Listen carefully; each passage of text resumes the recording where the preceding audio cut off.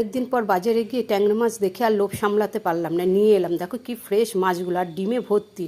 মাছগুলো ভালো করে নুন দিয়ে একটু মাখিয়ে ধুয়ে নেবো, ভালো করে ধুয়ে নিয়ে এবার একটু জল ঝরিয়ে নেবো মাছে।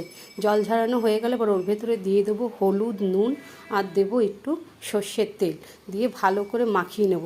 মাখিয়ে নিয়ে তেলটা দেওয়ার কারণ, মাছ কড়াইতে দিলেই ফোটে, তেল দিলে আর ফুটবে না। এবার এদিকে একটা কড়াইতে সর্ষের তেল বসিয়ে দিলাম, বসিয়ে দিয়ে তেল গরম হয়ে গেছে। এবার মাছগুলো এক এক করে ভেজে নেব, একটু লাল লাল করে ভেজে নেবো। সমস্ত মাছ ভাজা হয়ে গেছে, মাছগুলো তুলে নিয়ে ওই তেলের মধ্যেই দিয়ে দেবো সরু করে লম্বা করে কেটে রাখা আলু। আলুটা ভাজি, ততক্ষণ একটা মশলা তৈরি করে, ধনে, জিরে, লাল লঙ্কা, হলুদ আর কাশ্মীরি লঙ্কা, নুন।